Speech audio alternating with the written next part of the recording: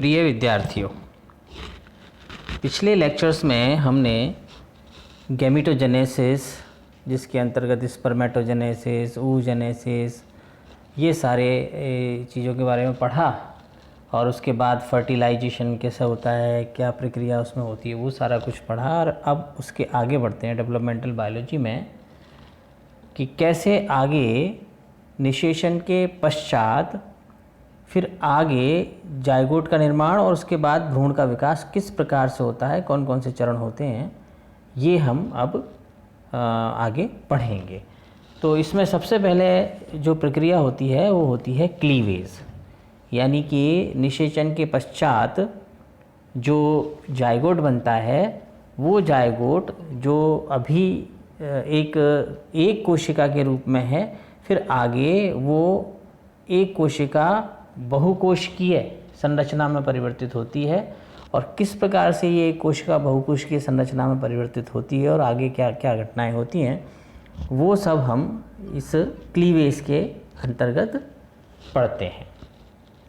इसमें ऐसे सभी प्राणी, खासतौर से जो कॉर्डेट्स हैं, उनमें जो जनन पाया जाता है वो लैंगिक जनन पाया जाता है। उनका जीवन एक कोशिका, मतलब जैसे मैंने अभी आपको बताया, निषेचित या अनिषेचित अंडा जो होता है वो एक कोशिका होती है, उससे प्रारंभ होता है। और यही एक कोशिका समसूत्री विभाजन के द्वारा विभाजित होकर एक बहुकोशिकीय भ्रूण का निर्माण करती है।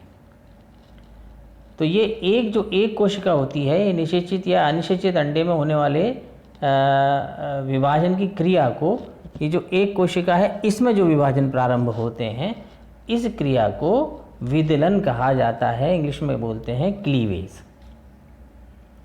इसको विदलन को खंडी भवन, सेगमेंटेशन, या कोशिका भवन, सेल्यूलेशन भी कहते हैं। यानी विदलन जो है इसको खंडी भवन या कोशिका भवन भी कहा जाता है। तो विदलन के फलस्वरूप बनने वाली जो कोशिकाएं होती हैं, एक कोशिका दो कोशिका में परिवर्तित हुई, फिर उसके आगे डिविजन्स हुए, 4 खंड बने। तो कोशिका के अंदर बनने वाले ये जो खंड होते हैं इनको बोलते हैं कोरक खंड। इंग्लिश में बोलेंगे ब्लास्टोमियर। ठीक है, तो विदलन के फलस्वरूप बनने वाली जो कोशिकाएं होती हैं वो ब्लास्टोमियर कहलाती हैं, कोरक खंड कहलाते हैं। ये जो विदलन की क्रिया होती है ये तेज़ गति से होती है, तीव्र गति से होती है। इसमें विभाजन जो होते हैं तेज़ गति से होते हैं, जिससे एक कोशिकीय जाइगोट जो होता है वो बहुकोशिकीय ब्लास्टुला का निर्माण करता है। तो अगर मान लीजिए इस हिसाब से देखें तो जो विदलन की क्रिया है, क्लीवेज की जो क्रिया है, वो फर्टिलाइजेशन से शुरू होकर और ब्लास्टुला के निर्माण तक पूरी होती है। यानी ये बीच का जो कालखंड है, फर्टिलाइजेशन से ब्लास्टुलेशन तक का, बहुकोशिकीय ब्लास्टुला के निर्माण तक का, ये जो बीच का कालखंड है ये विदलन कहलाता है। विदलन की क्रिया इसी के अंतर्गत पूर्ण होती है। भ्रूणीय जो कोशिकाएं होती हैं उनमें जो विभाजन ब्लास्टुलेशन के बाद भी होता है। जब भ्रूण का विकास होना है तो अभी तो जाइगोट बना, उसके अंदर क्लीवेज शुरू हुआ, फिर ब्लास्टुला का निर्माण हुआ। ब्लास्टुला के निर्माण के बाद भी जो परिवर्धन की क्रिया जारी रहती है, डेवलपमेंट की क्रिया जारी रहती है, लेकिन ब्लास्टुला के बाद में जो विभाजन होते हैं जिस प्रकार के कोशिकाओं में, उसको विदलन नहीं कहते। यानी विदलन केवल फर्टिलाइजेशन के बाद जाइगोट का निर्माण और उसके बाद ब्लास्टुला बनने तक की क्रिया विदलन कहलाती है। ये एक सार संक्षेप में समझने वाली बात है। अब आते हैं कि ये जो विदलन की क्रिया होती है उसमें प्रमुख रूप से क्या घटनाएं होती हैं, उसके स्पेशल फीचर्स क्या हैं, क्या विशेषताएं हैं इस विदलन की क्रिया के फलस्वरूप जो देखने में आती हैं। तो इसमें पहली चीज़ तो यह है कि विदलन भ्रूणीय विकास की पहली अवस्था होती है, प्रथम अवस्था होती है, जो कि निषेचन के तुरंत बाद प्रारंभ हो जाती है। पहली बात तो ये हुई। दूसरी बात यह है कि इस क्रिया में अंडा जो होता है वो लगातार माइटोसिस करता है, समसूत्री विभाजन करता है और इसके आधार पर विभाजित होता रहता है। और इसके आधार पर ही कोशिकाओं की संख्या निरंतर बढ़ती रहती है। लेकिन जो दूसरा महत्वपूर्ण इसका पक्ष है वो ये है कि इसका कोशिका का आकार, जो विदलन के फलस्वरूप जो कोशिकाएं बन रही हैं उनका आकार धीरे धीरे छोटा होता हुआ चला जाता है। यानी कुल मिलाकर जो एक कोशिका है जिसको आप प्रारंभ हुई, जिसमें विदलन की क्रिया शुरू हुई, उस कोशिका के ओवरऑल आकार में वृद्धि नहीं होती। उस कोशिका के अंदर बनने वाली जो कोशिकाएं हैं विभाजन के फलस्वरूप, वो कोशिकाएं विभाजित होकर 1 से 2, 2 से 4, 4 से 8 बनती चली जाती हैं, लेकिन ओवरऑल कोशिका का आकार नहीं बढ़ता। इसका मतलब क्या हुआ कि जो विभाजन के फलस्वरूप बन रही हैं कोशिकाएं, धीरे धीरे उनके आकार में कमी होती हुई चली जाएगी, उनका आकार घटता हुआ चला जाता है। और ये जो मैंने आपको पहले ही बताया कि ये जो छोटी छोटी कोशिकाएं बनती हैं विदलन के फलस्वरूप, ये कोरक खंड कहलाते हैं, ब्लास्टोमियर्स कहलाते हैं। दूसरी एक बात जैसे अभी मैंने आपको बताई थी, ये महत्वपूर्ण बात है, इसको आपको ध्यान में रखना है कि विदलन के दौरान भ्रूण में ग्रोथ नहीं होती, वृद्धि की क्रिया नहीं होती, केवल मल्टीप्लिकेशन होता है, विभाजन होता है, कोशिकाओं का संख्या बढ़ती चली जाती है, लेकिन उनके अंदर वृद्धि नहीं होती। अब चूँकि लगातार विभाजन हो रहा है, इसलिए दो विभाजन के बीच में जो एक अंतरावस्था होती है, इंटरफेस कहलाती है, वो बहुत कम होती है। इसमें सेल डिवीजन में एक इंटरफेस की अवस्था भी आती है। तो इंटरफेस की अवस्था में क्या होता है? इंटरफेस की अवस्था में कोशिका द्रव्य और कोशिकांगों में वृद्धि होती है और कोशिका का आकार भी बढ़ता है। कुल मिलाकर वो कोशिका विभाजन के लिए तैयार की जाती है। जो कोशिका आगे जाके विभाजित होनी है, उसको पहले से उसमें विभाजन के लिए सारी तैयारियां होती हैं, उसके आकार में वृद्धि होती है, उसके साइटोप्लाज्म में वृद्धि होती है, उसके और कोशिकांग जो होते हैं उनके अंदर भी वृद्धि होती है। लेकिन यहाँ लगातार विभाजन हो रहे हैं, इसलिए वो अवस्था नहीं आती। इंटरफेस अवस्था बहुत ही छोटी सी होती है और वो अवधि इंटरफेस की बहुत कम होती है। अगला बिंदु जो महत्वपूर्ण है वो ये है कि विदलन की जो दर है, यानी विदलन क्लीवेज किस रेट से होगा, किस प्रकार से होगा, विदलन की जो दर है वो कोशिका द्रव्य निर्धारित करता है, ना कि केंद्रक। ज़्यादातर होता क्या है कि सेल डिवीजन जो होता है, कोशिका विभाजन जो होता है, उसमें केंद्रक की बहुत महत्वपूर्ण भूमिका होती है। उसके आधार पर ही उसकी गतिविधियाँ तय होती हैं। जबकि विदलन की क्रिया में विदलन की जो दर होती है, रेट ऑफ क्लीवेज जो होता है, वो कोशिका द्रव्य साइटोप्लाज्म निर्धारित करता है, केंद्रक निर्धारित नहीं करता।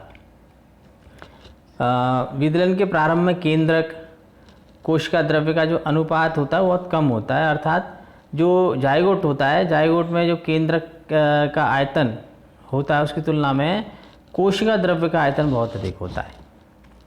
तो इसीलिए विदलन की जो पूरी क्रिया होती है उसके दौरान केंद्रक और कोशिका द्रव्य का जो अनुपात है निरंतर ये अंतर कहिए, वो बढ़ता हुआ चला जाता है।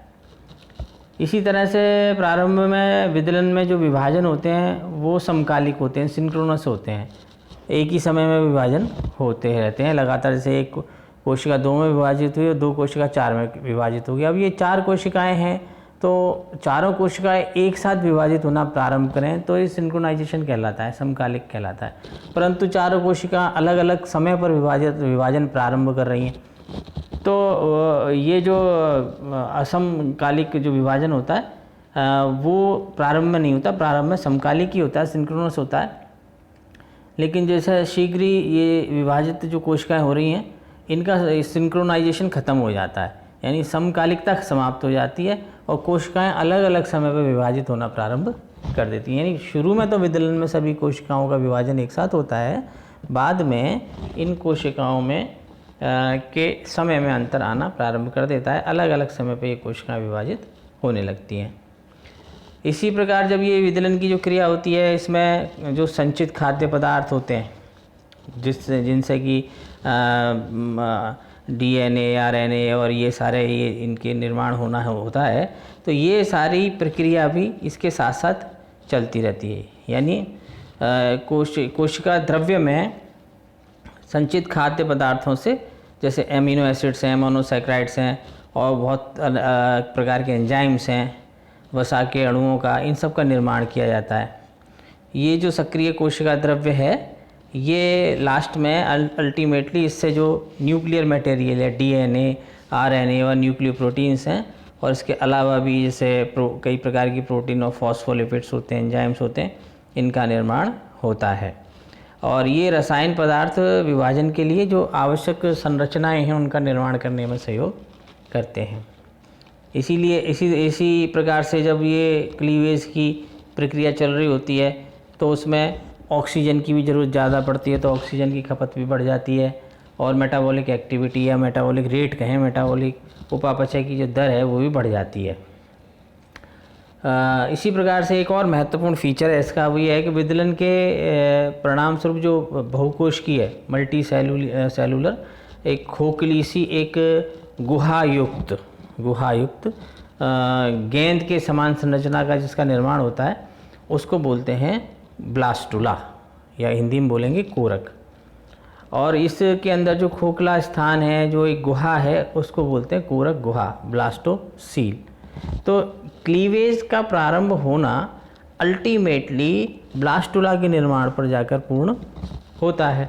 तो ब्लास्टुला जो होता है वो एक खोखली संरचना होती है। ये एक महत्वपूर्ण इसकी एक घटना है।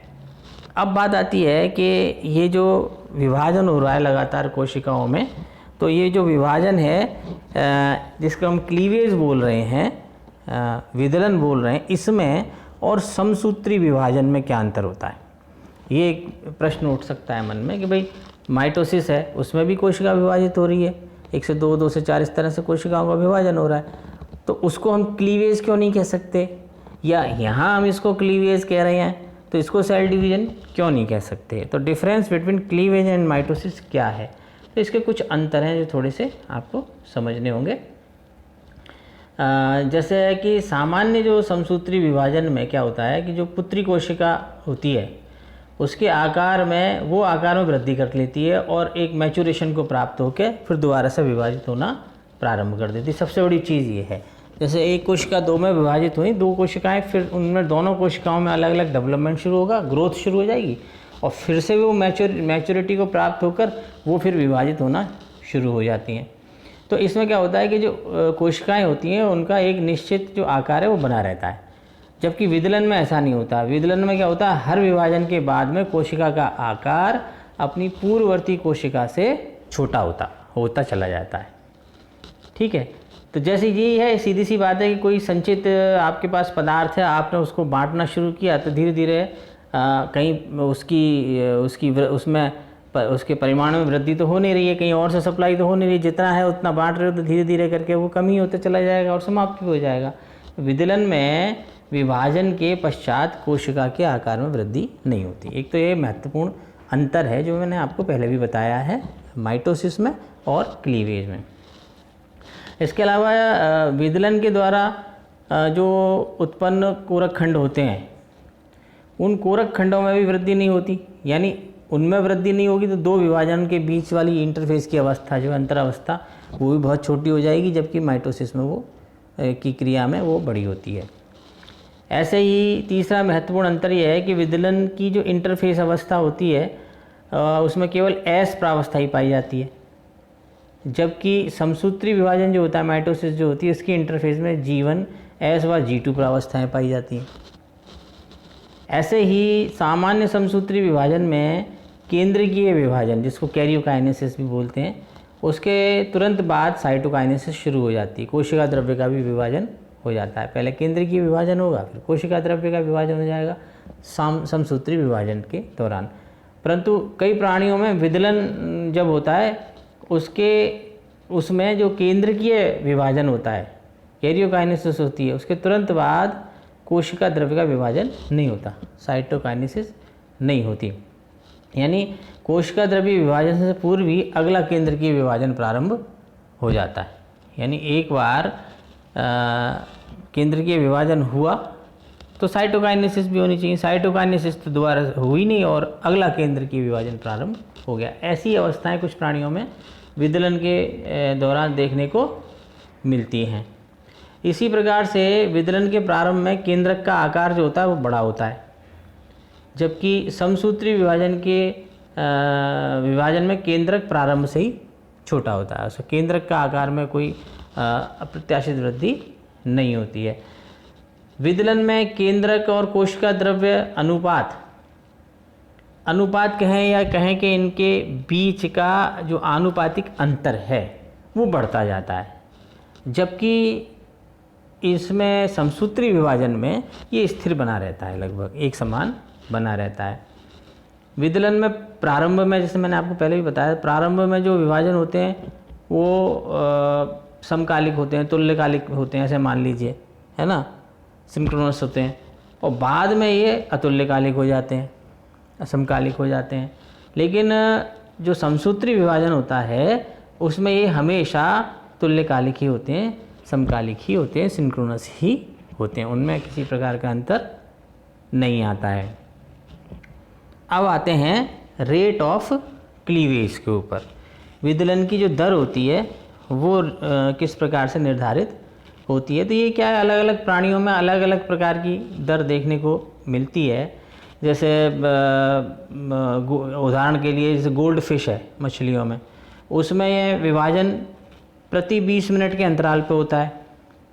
मेंढक में यही कोशिका का विभाजन 1 घंटे के अंतराल पे होता है। चूहे में 10 से 12 घंटे के अंतराल पे होता है।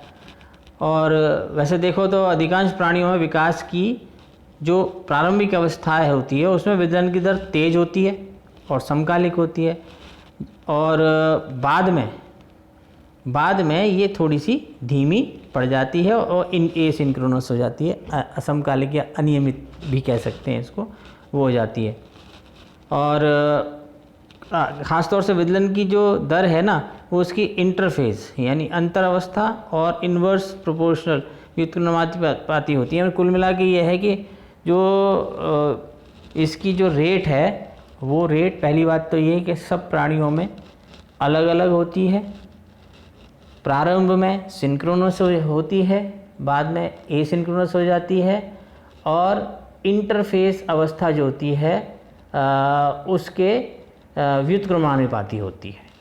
तो कुल मिला के रेट ऑफ क्लीवेज ये अलग अलग प्राणियों में अलग अलग प्रकार की होती है। और इसके अलावा और भी चीज़ हैं, जैसे मान लीजिए कि किसी विशिष्ट पदार्थ की कमी हो जाए जो कि विदलन के लिए आवश्यक है।